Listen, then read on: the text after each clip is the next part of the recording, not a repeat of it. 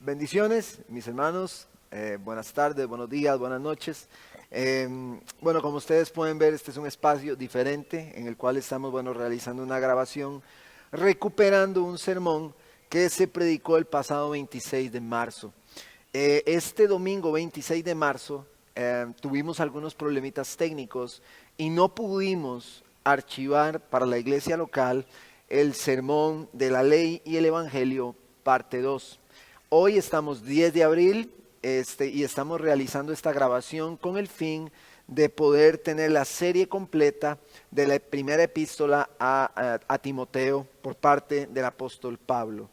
Este canal de YouTube es el medio por el cual podemos archivar los sermones para que la iglesia local pueda estarlos repasando, pueda estar viendo la epístola, pueda estar escuchando los mensajes.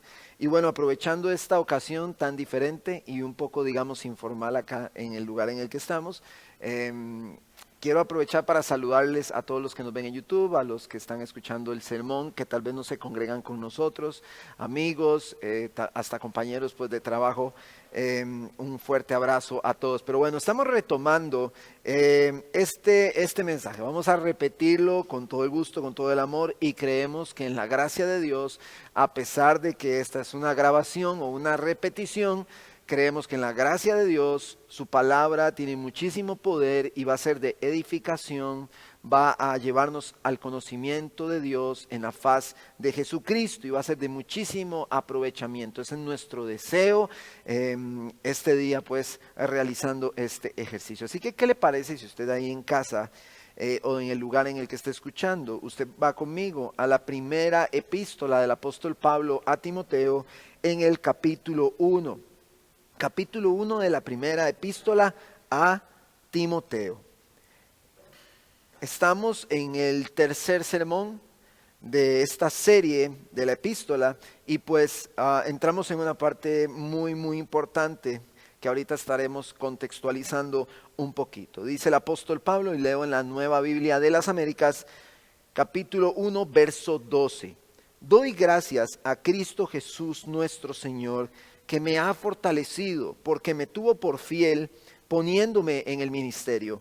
Aun habiendo sido yo antes blasfemo, perseguidor y agresor, sin embargo, se me mostró misericordia porque lo que hice, lo hice por ignorancia en mi incredulidad.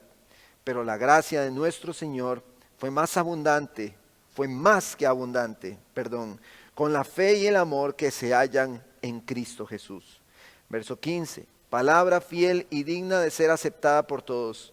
Cristo Jesús vino al mundo para salvar a los pecadores, entre los cuales yo soy el primero. Sin embargo, por esto hallé misericordia, para que en mí, como el primero, Jesucristo demostrara toda su paciencia como un ejemplo para los que habrían de creer en Él para vida eterna. Por tanto, al Rey eterno, inmortal, invisible, único Dios, a Él sea honor y gloria por los siglos de los siglos. Amén.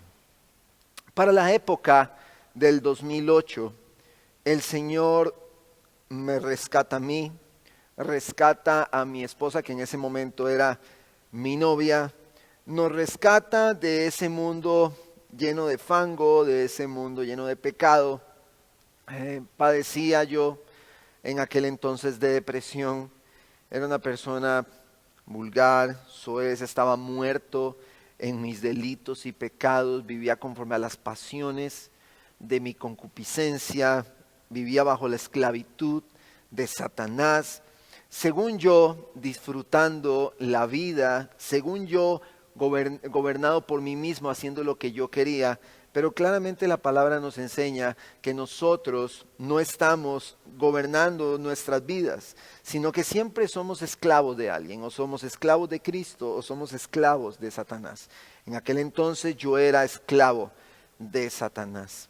tenía un lenguaje vulgar, soez, y el Señor me rescata, y hablo de mí específicamente ahora, después de estar hundido en la lujuria y, como dije anteriormente, en la depresión.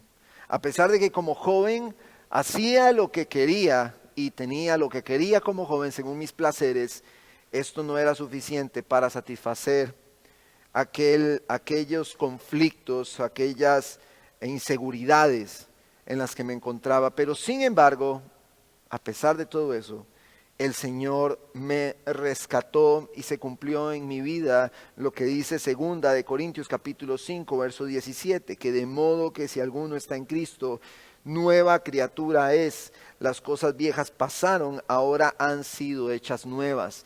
Yo estaba muerto en mis delitos y pecados, el Señor me da vida, estaba ciego, pero Él me da vista, era esclavo de Satanás y ahora estoy con Cristo, estaba cautivo al reino de las tinieblas, ahora me ha trasladado al reino de su amado Hijo. Eso es lo que Cristo hizo en mi vida. Y recuerdo en mi trabajo allá en esa época estaba por el lado allá de San Pedro con mis compañeros, el Señor me rescata y al día siguiente yo llego a decirles que soy cristiano, que Cristo ha transformado mi vida, que yo soy una nueva criatura y que el David que conocieron la semana pasada no es el David con el que están hablando el día de hoy. Y al yo decirles a ellos que yo era cristiano, ellos se burlaban. Y ellos decían, no hombre, jamás usted, no hombre, que va a ser cristiano, no hombre, usted jamás. Y entonces yo tuve que agachar mi cabeza y decirles a ellos que solo el tiempo iba a poder mostrarles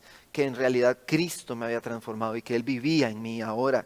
Pero bueno, han pasado, eso fue en el 2008, ya han pasado bastantes años y yo me gozo por la gracia que el Señor me ha dado al poder estar acá compartiendo la palabra y poder recordar ese momento y decir confiadamente que Cristo me ha transformado.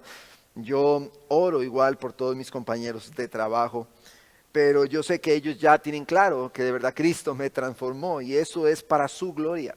Eso es para que Él sea glorificado y yo de verdad me deleito en su gracia. En este contexto, y quise introducir un poquito, así muy por encimita respecto a lo que yo viví para la época del 2008,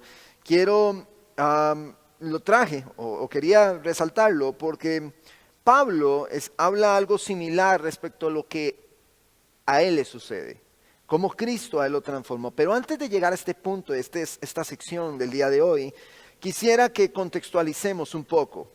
Pablo, en los versos anteriores, según los sermones que están en YouTube, que usted puede ver ahí de la primera epístola, que son 2, Pablo le pide a Timoteo que detenga las falsas enseñanzas, porque estas falsas enseñanzas están atentando, están obstaculizando el avance del Evangelio, y esto es un verdadero problema.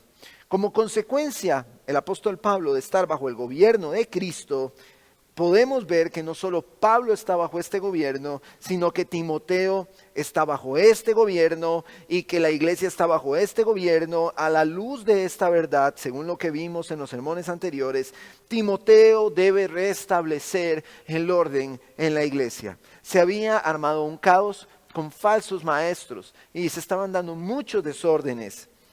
Él se ve en la necesidad no solo de ir y detener las falsas enseñanzas, sino de ir y enfrentar a estos falsos maestros que estaban interponiéndose entre la iglesia y el evangelio. Y necesitamos comprender que lo que debe gobernar el púlpito de la iglesia hoy es el evangelio, es Cristo mismo.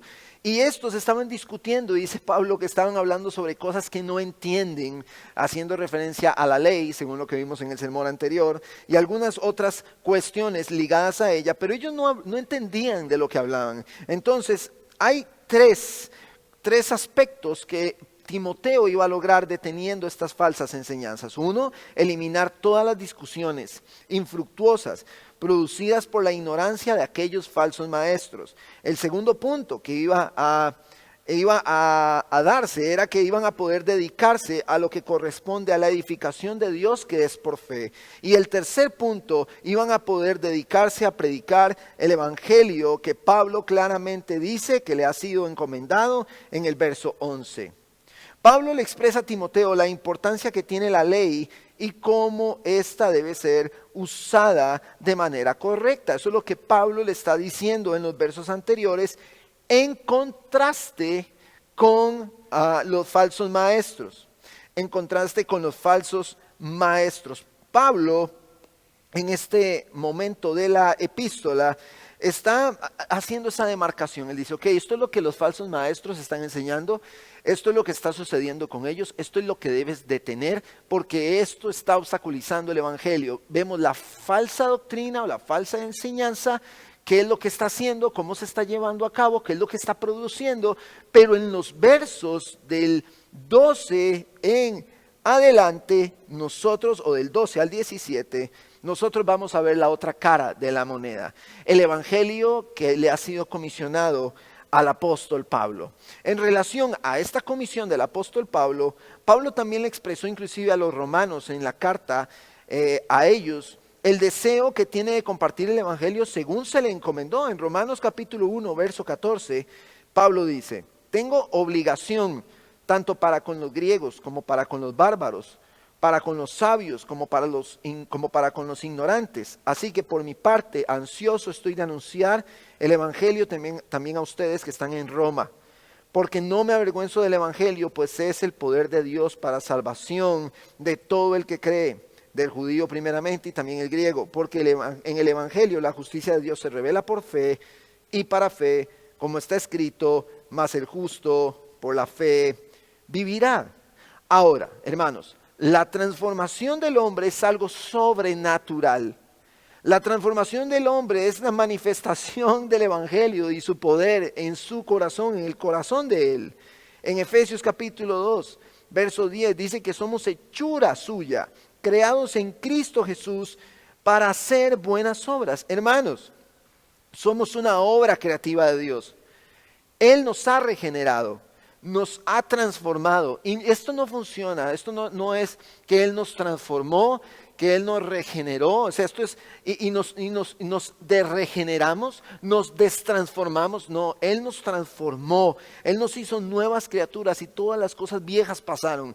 Todas son hechas nuevas. No es que una persona es regenerada, que una persona es transformada, que una persona está en Cristo y simple y sencillamente después Él no está. Eso no es así. Él nos transformó y nos regeneró y nos hizo una obra creativa en Cristo. Y se cumple lo que dice el apóstol Pablo a los Filipenses en el capítulo 1. El que comenzó la buena obra la perfeccionará hasta el día de Jesucristo. Es Él el que está haciendo esta obra. No somos nosotros. Es Él el que la está haciendo. Es Él el que nos rescata. Es Él el que nos transforma y es Él el que nos sostiene. Él hace toda esta obra, no somos nosotros, es una obra sobrenatural. Ahora, todo aquel que cree en Cristo es transformado, pero no como aquel que cree como los demonios. Santiago capítulo 2 dice que los demonios también creen y tiemblan. Ahora, los demonios creen y tiemblan. Algunos creen o dicen creer y no tiemblan. Por lo menos los demonios tiemblan, pero algunos ni siquiera tiemblan, no se conmueven. Ellos dicen creer en Dios, pero no es así. La fe genuina es evidenciada por un estilo de vida. En el momento en el que Cristo hace una obra y nos transforma a nosotros, nos regenera, nosotros mostramos con nuestra vida que Él hizo una obra en nosotros. Dios nos dio una nueva naturaleza, ya no podemos ser como antes, ya no somos iguales, no, ya no somos como éramos antes, ahora somos una nueva criatura. No es que Dios agarró y nos puso unos parches para remendarnos, no, Él nos hizo nuevos, Él nos transformó totalmente. Dios nos ha dado una nueva naturaleza, Él nos hizo nuevas criaturas, todo es nuevo. Ya no vemos las cosas iguales, ya no vemos el mundo igual, ya no veo mi familia igual, ya no veo el trabajo igual, ya no veo las cosas de la misma manera que las veía antes, porque Él me transformó. Él me transformó, mis hermanos, y no podemos tener esa transformación o verla así a la ligera. Es una obra sobrenatural, y si nosotros pensamos Y si nosotros pensamos que esto es un asunto de nosotros, estamos muy equivocados. Él nos escogió, Él nos rescató y Él nos sostiene y nos preserva hasta el día en que estemos con Él y le veamos a Él cara a cara, tal como Él es. Pero para que esto suceda, nosotros debemos creer en el Evangelio, creer que Cristo vino, que se encarnó, que caminó entre nosotros, que tuvo una vida perfecta, que fue asesinado, que fue sepultado, que resucitó, que le apareció a los discípulos, que ascendió al Padre, que está intercediendo por nosotros y que un día va a volver y que consumará su reino. Nosotros debemos de creer en este Evangelio, debemos abrazar este Evangelio y debemos venir en arrepentimiento a Él, debemos reconocer nuestro pecado, debemos reconocer que hemos fallado, debemos reconocer nuestra necesidad de ese Salvador y confiar plenamente en Él. Ahora, si hemos sido transformados, y estoy hablando, y esto es lo que estoy haciendo, hablé primero rápidamente de lo que pasó conmigo y estoy después describiendo más o menos por encimita la obra que Dios está haciendo y que hace en nosotros al día de hoy. Hoy todos los que hemos creído en Cristo vivimos en un arrepentimiento progresivo. Todos los días nos estamos arrepintiendo y estamos creciendo en una santificación progresiva. Nosotros estamos creciendo a la imagen de Cristo. Cada uno de los creyentes de manera personal, porque significa entonces que ya nací de nuevo, las cosas viejas pasaron y ya estoy completamente listo y aunque delante de Dios lo estoy por Cristo, eso no significa que no vivo creciendo en una santificación, que no debo crecer en el conocimiento de nuestro Señor Jesucristo en ninguna manera. Todos los que hemos nacido de nuevo iremos en un crecimiento, en un avance progresivo. Estaremos viendo al Señor cada vez más cerca, escuchando su voz cada vez más fuerte en nuestros corazones, viviendo en una santificación progresiva. Porque ¿qué es lo que sucede cuando el hombre es transformado? Empieza a aborrecer lo que Dios aborrece y empieza a abrazar y amar lo que Dios ama. Eso es lo que sucede. Pero el apóstol Pablo a los Colosenses les dijo en el capítulo 1 que él oraba para que ellos conocieran cuál era la voluntad de Dios, para que vivieran como es digno, agradándole al Señor en todo. Entonces, ¿qué es lo que sucede con esto? Nosotros debemos llegar al conocimiento de Dios y accesar a Él y crecer en Él para vivir como es digno del Señor. Todos los creyentes que estamos en un arrepentimiento constante, en una santificación progresiva y que estamos buscando ese conocimiento de la voluntad de Dios, estaremos viviendo o evidenciando con nuestra vida que vivimos como es digno del Señor, agradándole en todo. Pero esto se evidencia. Esto no es que yo digo creo y vivo como me da la gana. Esto no es que yo digo creo y hago como a mí me da la gana. Así no es como funciona. Yo creo en Cristo y vivo para Él. Soy su esclavo, vivo bajo su amor, vivo bajo su gobierno y me sujeto a ese gobierno. No es que yo soy transformado y sigo viviendo a la libre. No funciona así. Yo soy transformado y vivo ahora formo parte del cuerpo que es la iglesia y vivo bajo ese gobierno que es Cristo nuestro Señor. Ahora, cuando hablamos de esta transformación personal y antes de entrar a este verso 12, recordemos quién era el apóstol Pablo. Después de la muerte de Esteban en Hechos capítulo 8, Saulo dice que hacía estragos en la iglesia, entrando de casa en casa y arrastrando a hombres y mujeres. Los echaba en la cárcel. El mismo Pablo describe lo que él hacía en el capítulo 26, verso 9, en la defensa ante Herodes Agripa. Dice Pablo: yo ciertamente había creído que debía hacer muchos males en contra del nombre de Jesús de Nazaret. Esto es precisamente lo que hice en Jerusalén. No solo encerré en cárceles a muchos de los santos con la autoridad recibida de los principales sacerdotes, sino que también cuando eran condenados a muerte yo añadía mi voto, castigándolos con frecuencia en todas las sinagogas y procuraba obligarlos a blasfemar. Enfurecido contra ellos, seguía persiguiéndolos aún hasta en las ciudades extranjeras. Después de Pablo en esta epístola a Timoteo, después de mencionarle la importancia de mantenerse en el Evangelio, él mismo le comenta a Timoteo, a la iglesia que está leyendo esta epístola, y a nosotros el día de hoy, nos comenta cómo el Evangelio operó en él. Ya vimos la falsa doctrina, vimos el error que están cometiendo, vimos cómo están usando mal la ley, vimos para qué sirve la ley a nosotros hoy, y ahora vemos, en esta segunda parte del sermón, y ahora vemos la doctrina del apóstol Pablo. El evangelio por el cual él está peleando la batalla para que se continúe predicando, para que no se pierdan escuchando aquello que no tienen que escuchar, para que no se pierdan en enredos y discusiones que no tienen sentido, escuchando a personas que hablan sobre cosas que no entienden, sobre cosas que no saben. Pablo dice, no se distraigan en esas tonteras, no se distraigan en eso el día de hoy, pero hoy esto es terrible, porque hoy sucede lo mismo.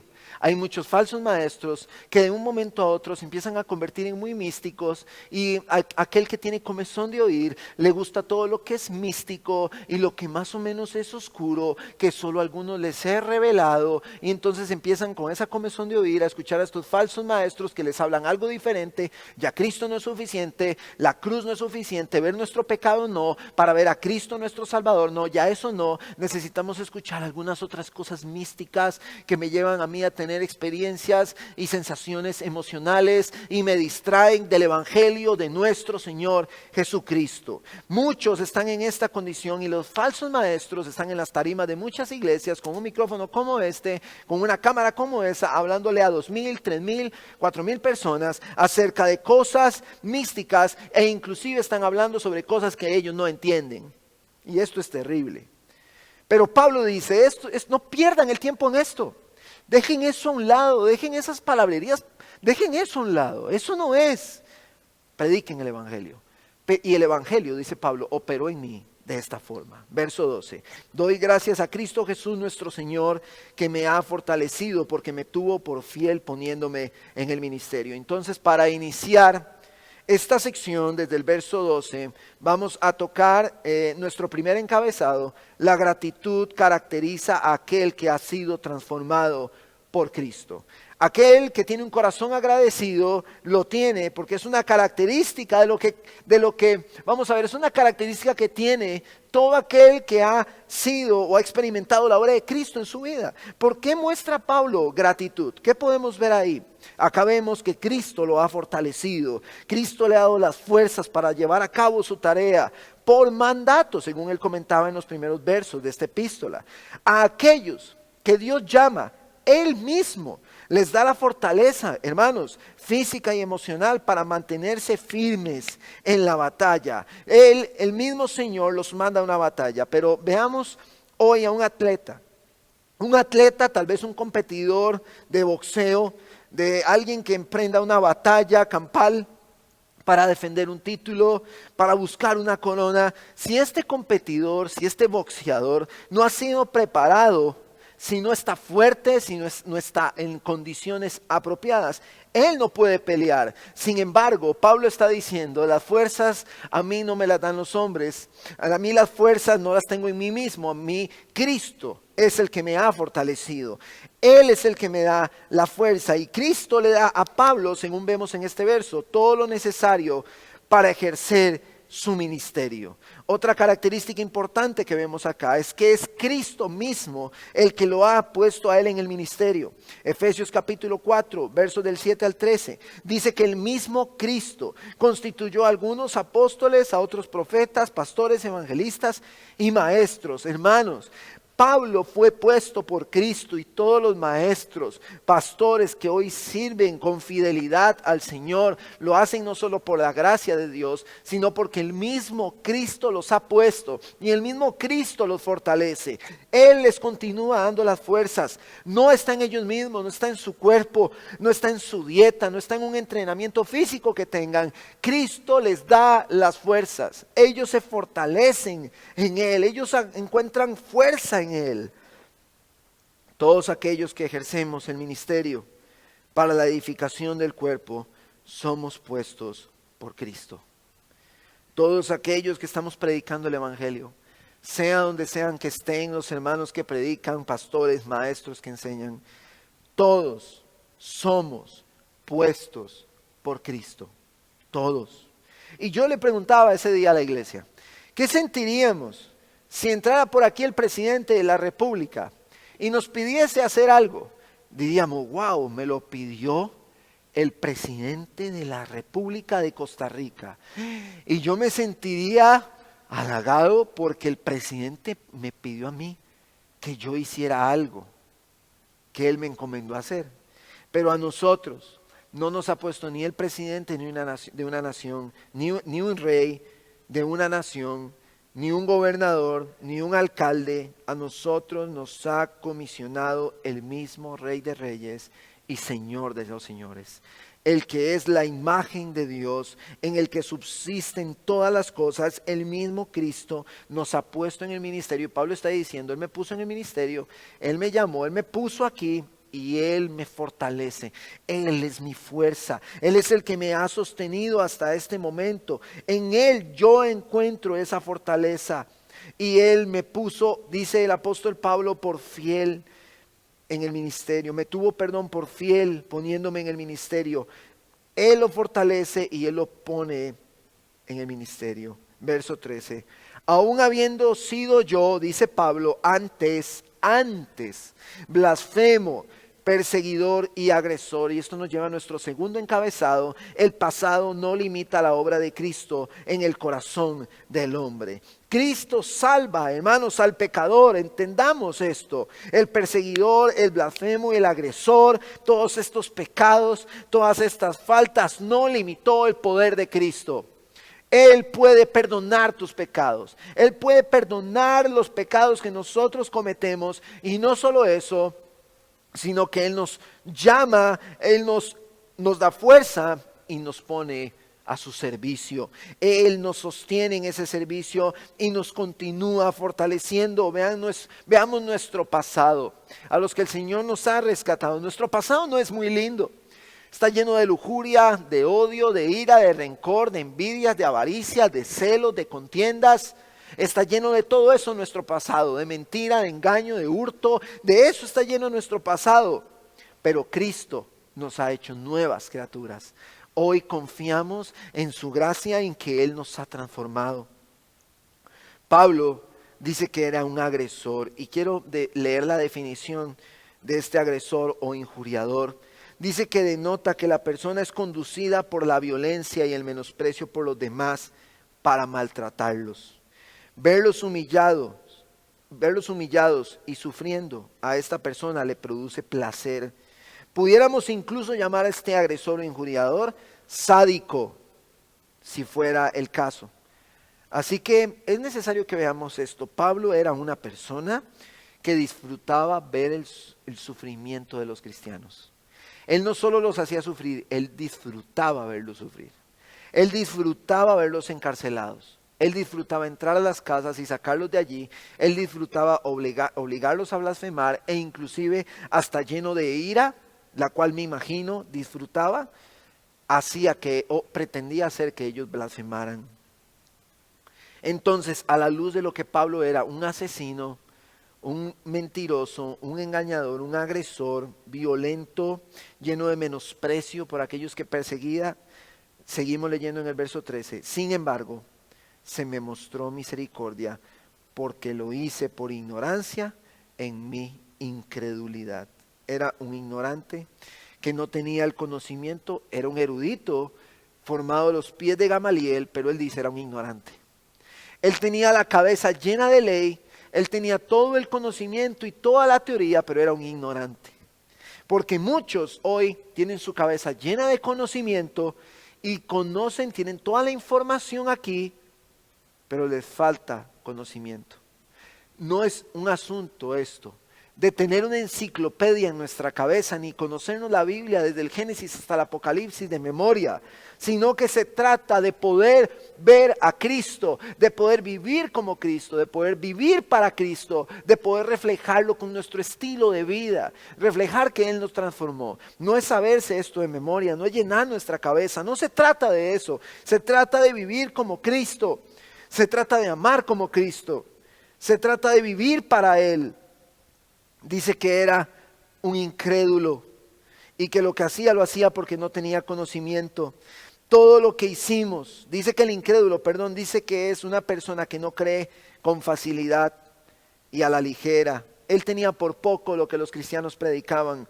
A él no le importaba. Pero así como Pablo, todo lo que hicimos nosotros lo hicimos por ignorancia e incredulidad. Pero bendito sea Dios, verso 14. Pero la gracia de nuestro Señor fue más que abundante con la fe y el amor que se hallan en Cristo Jesús. Y nos lleva a nuestro tercer encabezado.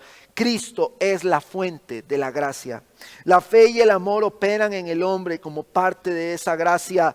En Efesios capítulo 2 dice, porque por gracia ustedes han sido salvados por medio de la fe, y esto no procede de ustedes, sino que es un don de Dios. Dios nos ha dado la fe, es un don de Él.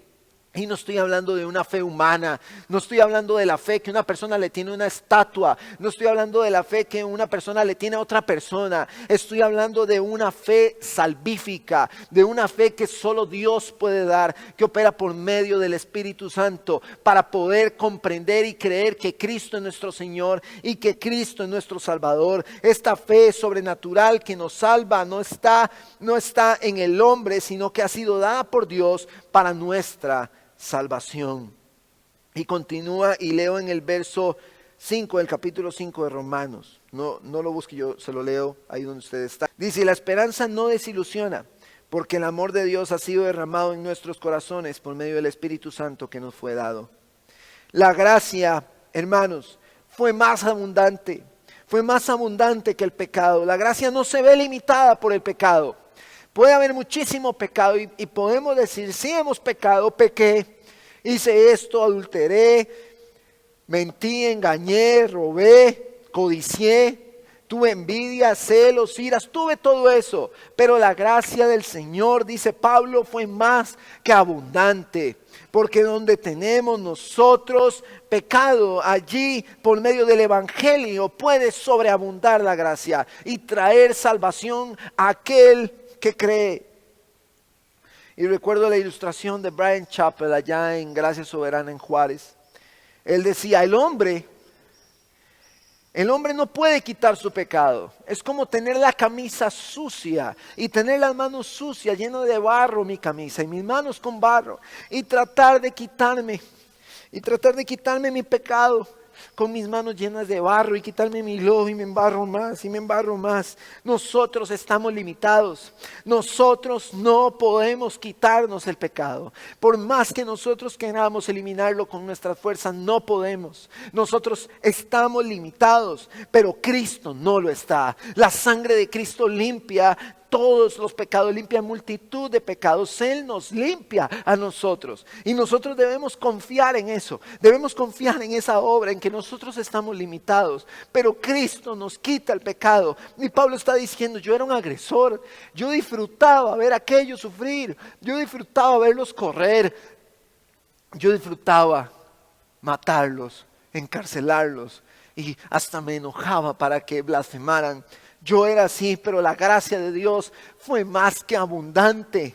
Este es el Evangelio y esto es lo que predicamos, a un Cristo resucitado que derramó su sangre para limpiar nuestros pecados. Eso es lo que Pablo dice, no pierdan en tiempo, le dice Pablo, dígales a la iglesia en Éfeso, allí donde te pedí, donde te rogué que te quedases, diles a ellos que están perdiendo el tiempo en conversaciones que no importan y que están dejando de lado a Cristo y la salvación, el Evangelio, la cruz del Calvario, la resurrección. Están dejándolo de lado y se están distrayendo con estas cosas que son infructuosas. Verso 15, palabra fiel y digna de ser aceptada por todos. Esta frase es utilizada únicamente en las epístolas pastorales para demarcar verdades fundamentales. Cristo vino al mundo para salvar a los pecadores, entre los cuales yo soy el primero. Esto nos lleva a nuestro cuarto encabezado. Cristo vino a salvar pecadores. El propósito de la venida de Cristo a este mundo caído era salvar a los pecadores. Antes de su nacimiento, el ángel le dijo a José que él salvará a su pueblo de sus pecados. Hermanos, Él vino por los enfermos. Él vino por aquellos que están llenos de pecado, que están enfermos. En Marcos capítulo 2, verso 15, en el llamamiento de Leví, dice: y sucedió que estando Jesús sentado a la mesa en la casa de Leví, muchos recaudadores de impuestos y pecadores estaban comiendo con Jesús y sus discípulos, porque había muchos de ellos que lo seguían. Cuando los escribas de los fariseos vieron que él comía con pecadores y recaudadores de impuestos, decían a sus discípulos: ¿por qué él come y bebe con recaudadores de impuestos y pecadores? Al oír esto, Jesús les dijo: los que están sanos no tienen necesidad de médico, sino los que están enfermos. No he venido a llamar a justos, sino a pecadores. Ahora, esto no significa que los fariseos eran sanos o eran justos, porque en otros textos el mismo Jesús les dice: ustedes son como sepulcros, se ven blancos por fuera, pero están llenos de pudredumbre por dentro. Entonces ellos vivían una vida hipócrita, donde ellos se sentían como la élite que eran, una élite religiosa. Ellos se sentían superiores a todos los demás, les gustaba esa posición de privilegio que tenían, así como lo expliqué en los sermones anteriores, y ellos se consideraban lo suficientemente justos por sus obras, por su estatus y por todo lo que ellos decían cumplir. Sino que Jesús... esto no significaba que los fariseos eran sanos o justos, sino que Jesús está mostrando que Él vino por aquellos que reconocen que están enfermos y no son justos, que están en la necesidad de un Salvador, aquellos que se humillan y reconocen su condición de pecado, aquellos que dicen: yo necesito un Salvador, aquellos que han sido convencidos de pecado y que dicen: yo necesito un Salvador. No por aquellos como los fariseos: yo estoy bien, yo no necesito más, porque el fariseo es así. El que es fariseo, el que es legalista, el que tiene esta tendencia, él dice: yo estoy bien y todos los demás están mal. Yo estoy pura vida, yo estoy bien, yo estoy en todas, yo estoy haciendo las cosas bien y todos los que están a mi alrededor están haciéndolo mal. Así es el fariseo. Él cree que no tiene necesidad de humillarse. Él cree que no debe hacerlo. Y recuerdo una entrevista que le hicieron a Donald Trump, cuando él decía: yo no tengo por qué estar pidiendo pecado todo el tiempo o todos los días. Yo soy un hombre justo, soy un hombre honrado, soy un hombre que hace lo bueno. Esta es la actitud de un fariseo, un hombre que cree que siempre está bien. Pero el que está humillado todo el tiempo, reconociendo que necesita un Salvador, entonces es por este que vino Cristo.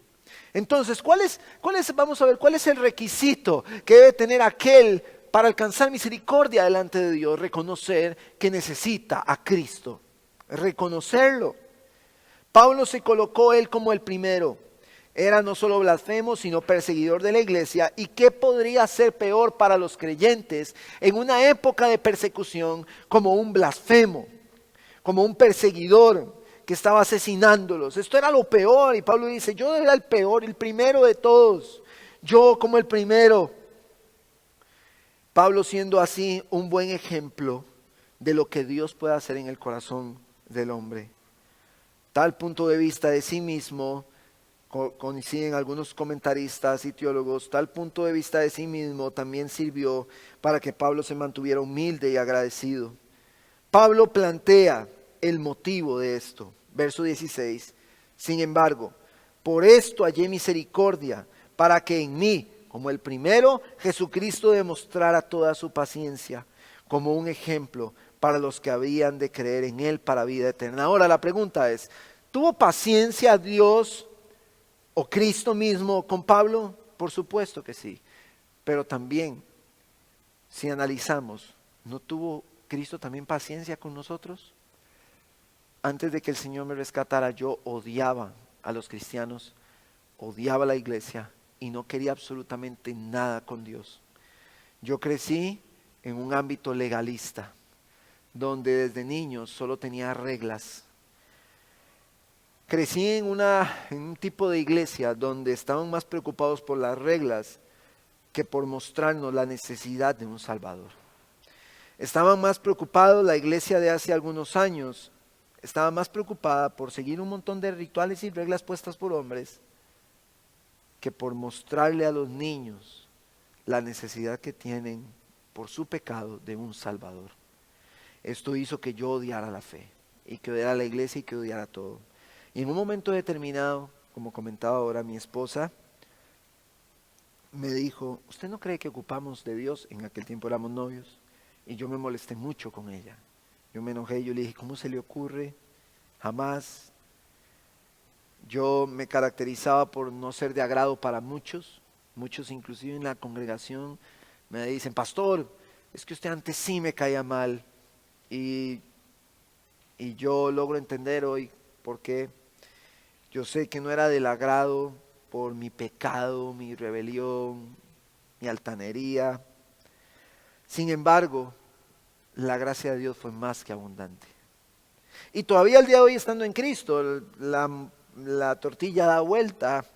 Y yo sé que hay muchos también a los que no les agrado. Yo le decía a la iglesia, yo oro por ellos para que les caiga fuego del cielo. No, mentira, no, esa broma la hice también en el sermón, pero no, es una broma. Yo oro por todos aquellos que no tienen a Cristo y le pido al Señor que en su gracia y misericordia les alcance. Es mi deseo.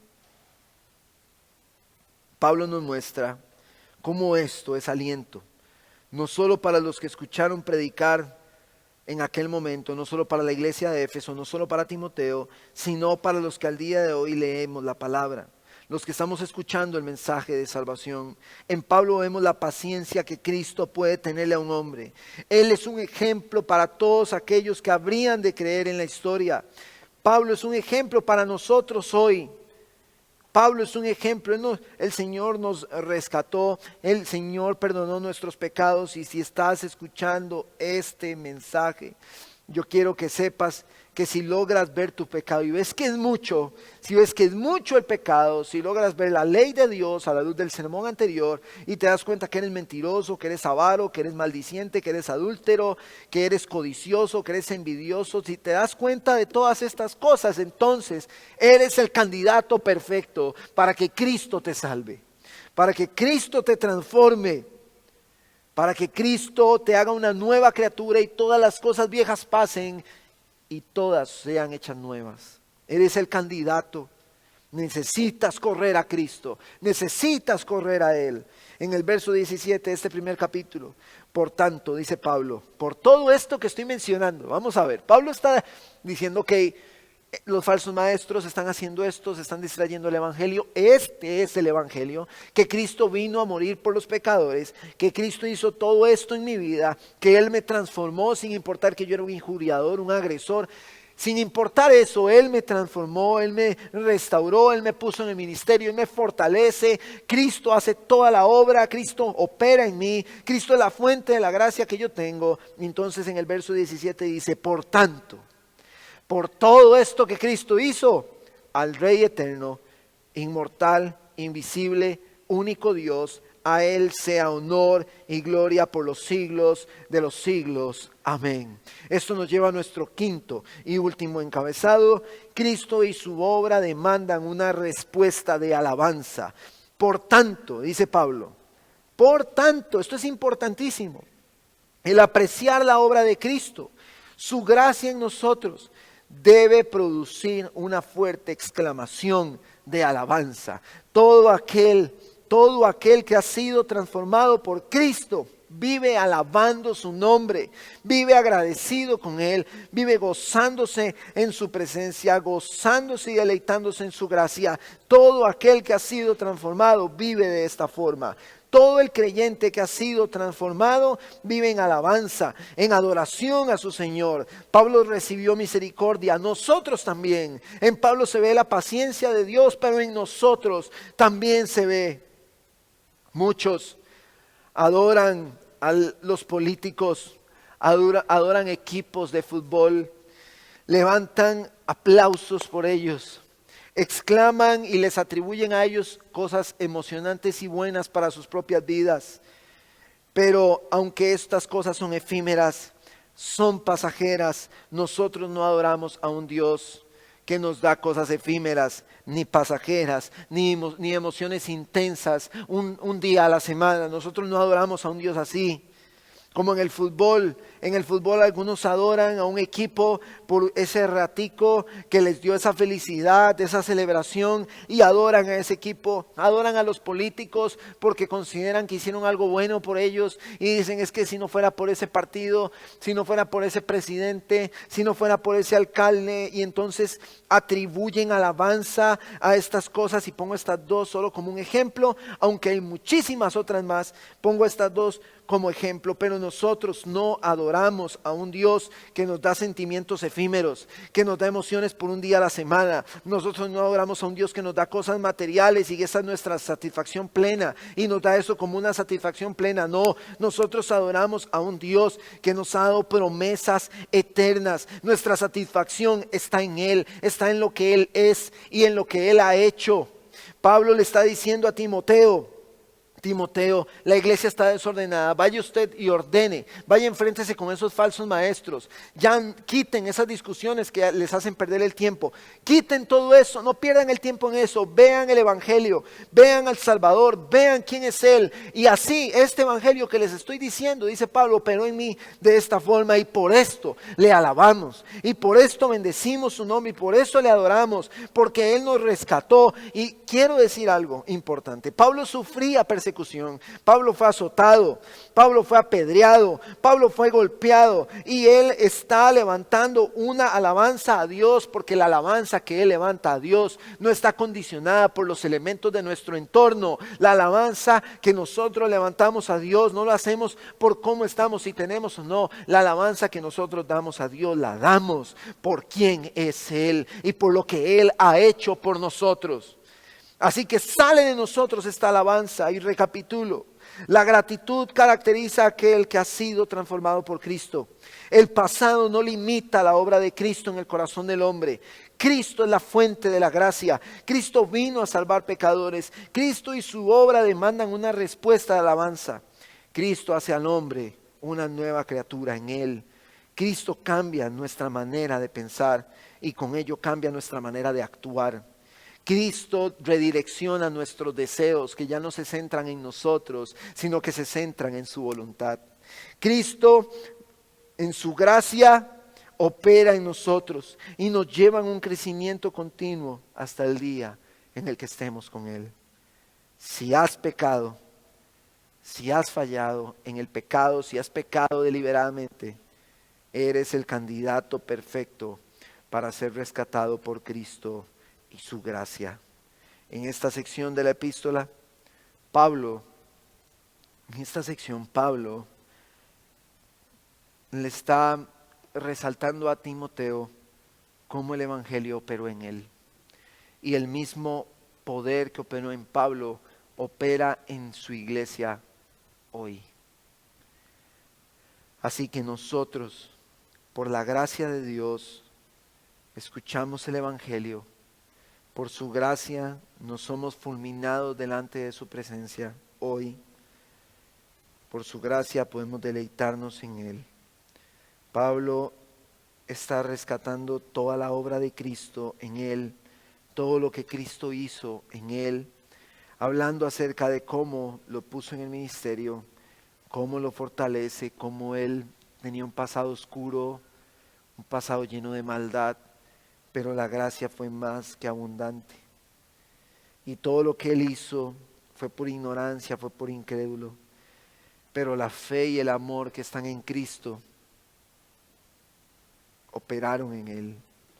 Cristo vino a salvar, dice Pablo, a todos los pecadores, entre los cuales Él se colocó como el primero, reconociendo toda su maldad. Halló misericordia y sirvió de ejemplo para todos nosotros.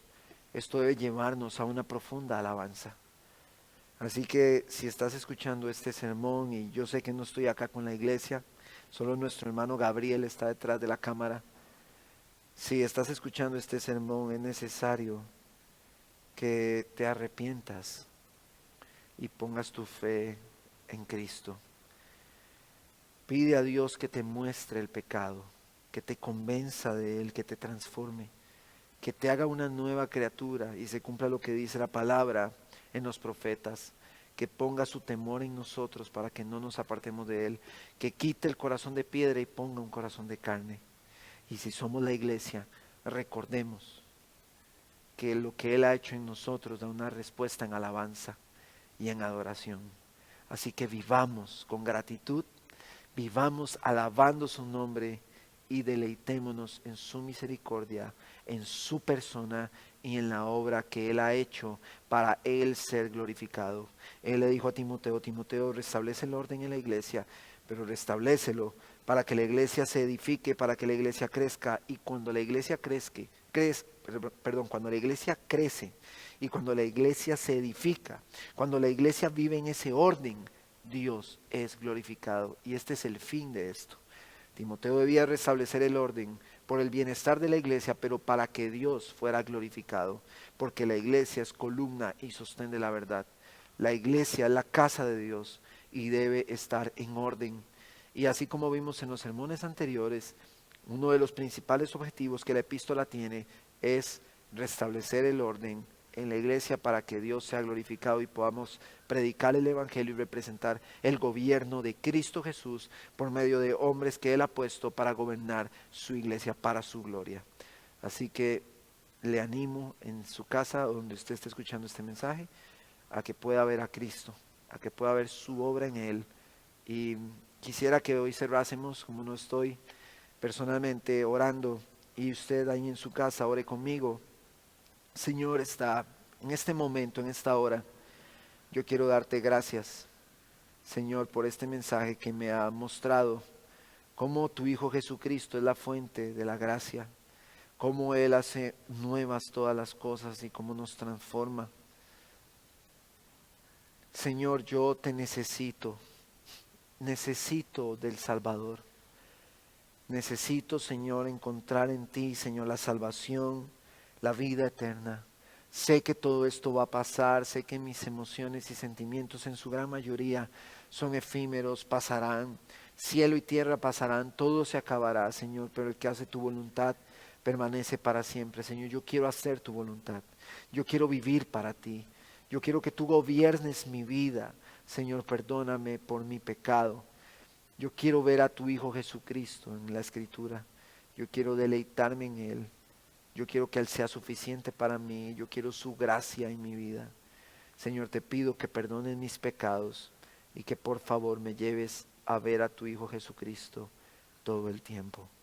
Gracias te doy, Señor, por este tiempo. Oro por todos aquellos que están escuchando este sermón, los hermanos de la iglesia local y algunos amigos, a fin, oh Dios, de que tú operes en sus corazones y ellos puedan comprender que la obra que tú haces, la haces, Señor, para llevarnos en crecimiento y en santificación, que no es pasajera, que no es efímera, tu obra permanece en nosotros. Y por eso damos a ti todo honor y toda gloria y respondemos a ti en alabanza por los siglos de los siglos. Amén y amén. Señor me los bendiga más. Fuerte abrazo a todos en Cristo Jesús y que la gracia sea con ustedes.